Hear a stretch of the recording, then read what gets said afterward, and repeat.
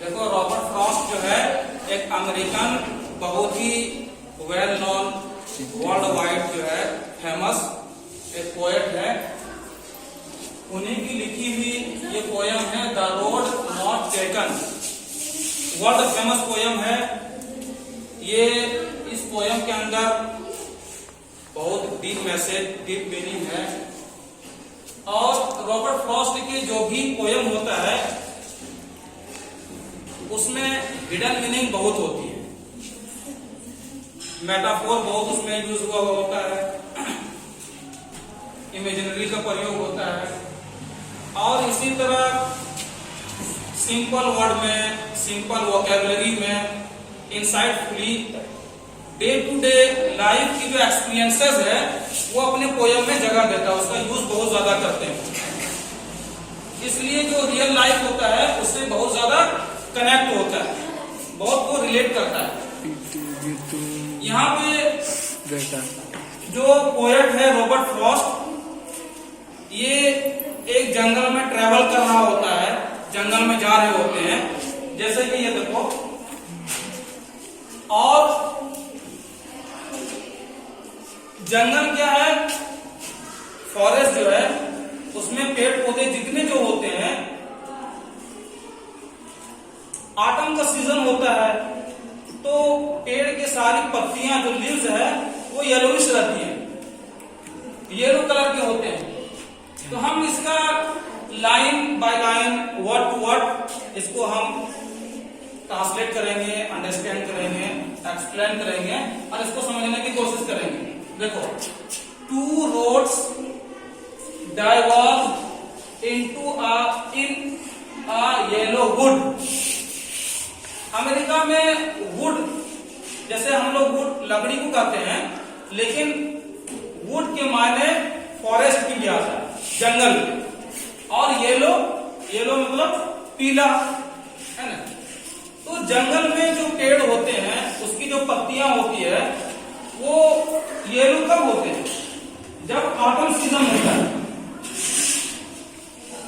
यानी पतझड़ के मौसम में सारे पेड़ की पत्तियां येलो कलर की हो जाती है। एक तरह से अगर मेटाफोर में लिया जाए तो येलो एक सिंबलाइज कर रहा है, रिफ्लेक्ट कर रहा है या इंडिकेट कर रहा है कि स्टेज ऑफ लाइफ, यानी लाइफ के स्टेज को जब आदमी यंग एज से मिडिल एज में पहुंच जाता है तो एक तरह से उसको भी इंडिकेट कर रहा है।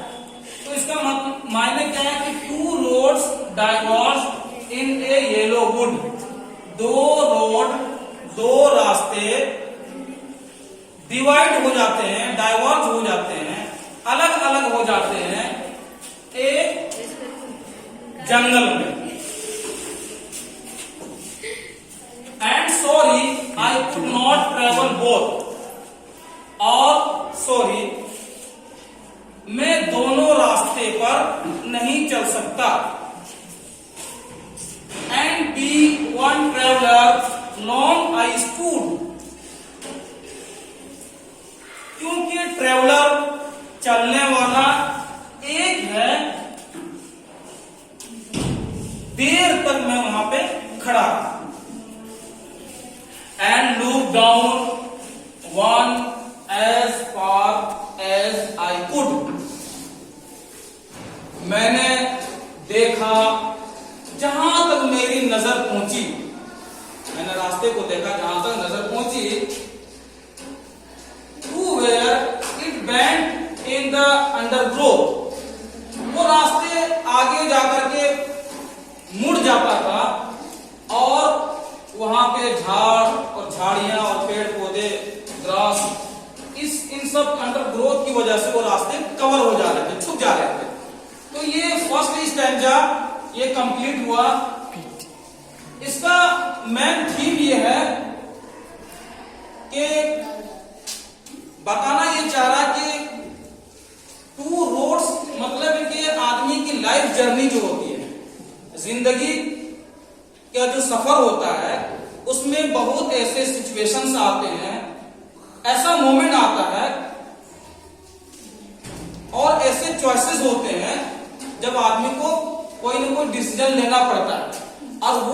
डिसीजन, वो फैसला उनकी पूरी जिंदगी पर इफेक्ट डालती है।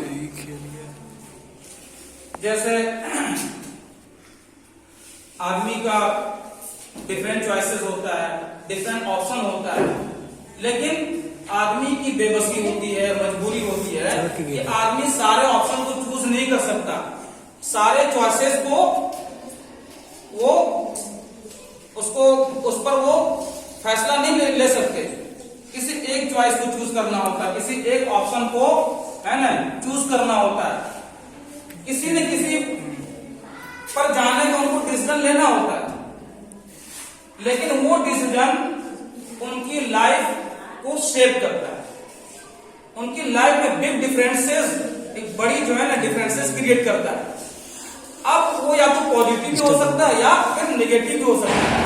वही कहा गया है कि वो चलते चले जा रहे थे और एक डायवर्जन उसको आया, वहां पे रास्ते लेफ्ट की ओर चला गया, एक रास्ता राइट की ओर चला गया, एक रास्ता लेफ्ट की ओर चला गया। अब वहां पे वो खड़े होकर के सोचते हैं अब हमें किस रास्ते में जाना है।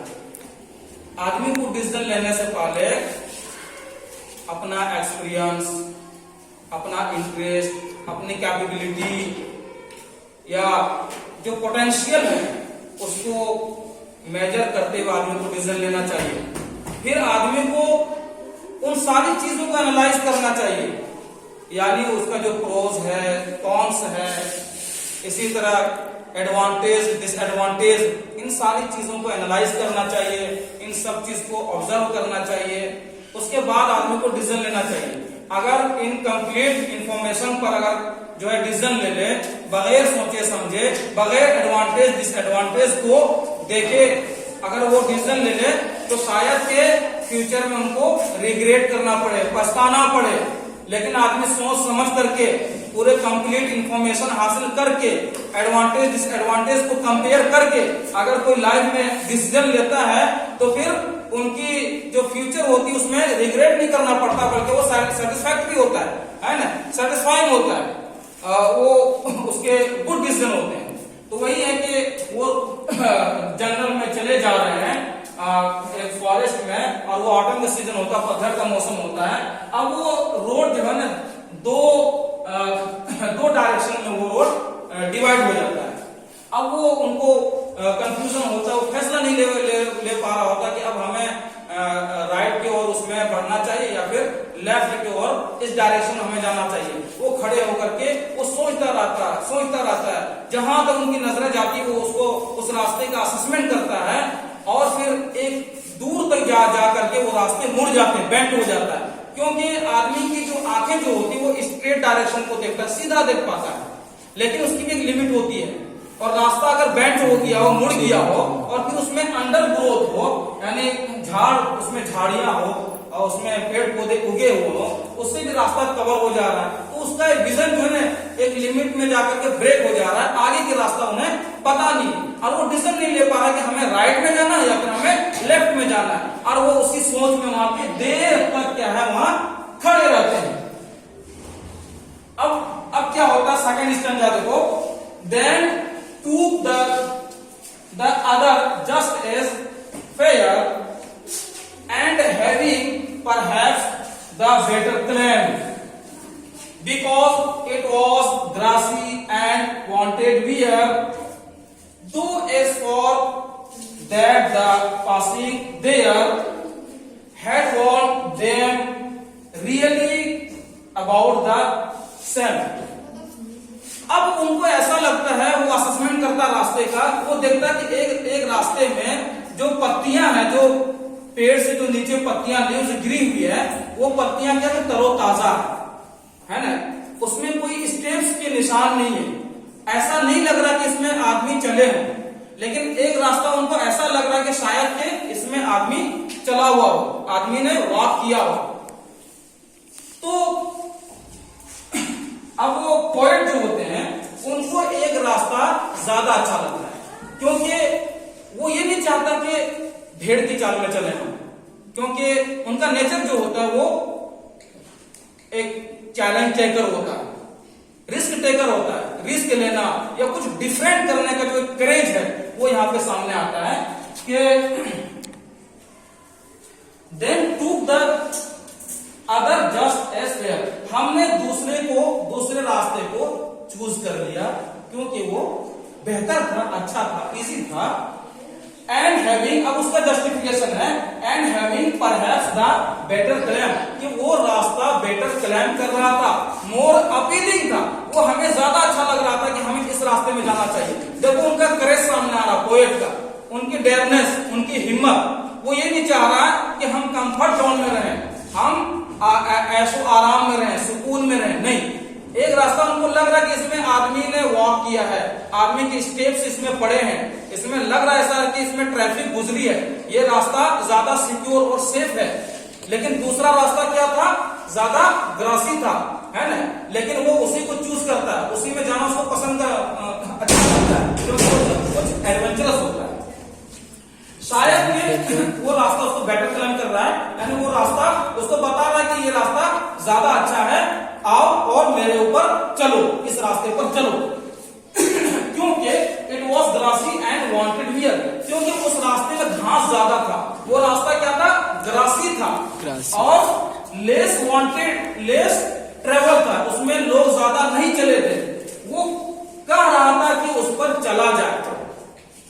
आदमी अगर जाएगा, देखो दो रास्ते कटे हुए, लेकिन तुम किसको चूज करोगे, किस रास्ते को, जिसमें देखो कि आदमी के पैरों के निशान है, जिसमें देखोगे कि कुछ झाड़ियां या कुछ ऐसी जो है चीज नजर नहीं आ रही जिससे कि हमें किसी तरह कोई नुकसान हो या खतरा की कोई उसमें एक आशंका हो, तो आदमी क्या करेगा, उसी रास्ते को चूज करेगा। क्यों, इसमें ट्रैफिक ज्यादा है, इसमें सेफ्टी है, सिक्योरिटी है।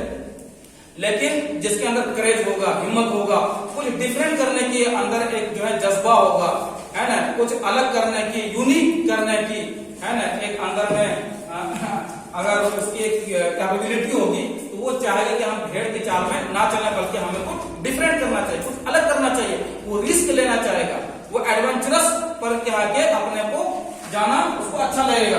तो वही है कि ये रास्ता ज्यादा ग्रासी है, मतलब ज्यादा घास होने का मतलब क्या है, तो उसमें लोग नहीं चले। देखो जिस रास्ते में घास होता है, लेकिन आदमी अगर चलता है, आदमी तो पैर पड़ते हैं तो उसके घास क्या हो जाता है, मुरझा जाता है। उसकी अगर पेड़ से पत्तियां नीचे गिरी हुई हो तो वो पत्तियां क्या हो जाती है, क्रश हो जाती है, चुरमुरा जाती है, सूख जाती है, और पता चलता है कि ये रास्ता लोग इसमें आना जाना करते हो। लेकिन एक रास्ता है उसमें ग्रास है, घास बहुत ज्यादा है, वो भी तरोताजा है ना, तो वो क्या क्लेम कर रहा है, क्या उसमें जो है यानी कि पता लगाया जा सकता है कि इसमें लोग ज्यादा नहीं चले, है ना। लेकिन वो पोएट फिर उसी रास्ता को अख्तियार करता है जिस रास्ते में लोग कम चले थे। Though days for that the passing there, जब वो उस रास्ते में कुछ आगे गुजर जाता है, चला जाता है, had worn them equally about the same. अब क्या होता है, जब कुछ दूर चला जाता है उनको एहसास होता है, रियलाइज होता है कि नहीं, जिस रास्ते को हमने छोड़ दिया है वो रास्ता भी इक्वली, है ना, यानी कि ट्रेवल था, यानी वो रास्ता भी ऐसे ही था।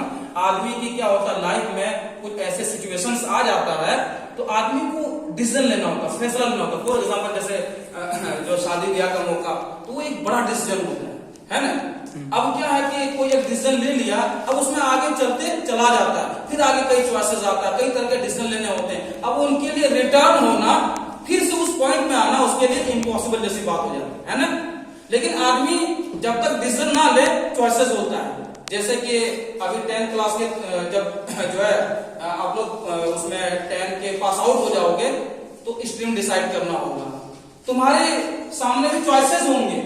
चॉइसेस क्या होंगे, हमें आर्ट्स में जाना है, कॉमर्स में जाना है, या साइंस में जाना है, साइंस में भी हमें मैथ लेना है या बायोलॉजी लेना है, ये सारे क्या होंगे, चॉइसेस होंगे, चॉइस होंगे। लेकिन जब एक चॉइस को जब चूज कर लिया, एक डिसीजन ले ली, जब आगे बढ़ गए, अब दोबारा रिटर्न होना, वापस आना क्या हो जाता है, इम्पॉसिबल जैसी बात हो जाती है, मुश्किल हो जाता है। अब उसी में आदमी आगे बढ़ते चला जाता है। तो वही उनका कहना है कि जो है आदमी के जिंदगी में कई तरह के मोड़ आते हैं और फिर फैसला लेना होता है, और फैसला लेने के बाद आदमी बहुत दूर चला जाता है, फिर रिटर्न होना उसके लिए बहुत मुश्किल होता है। अब देखो ये तीसरा stanza, and both that morning equally late,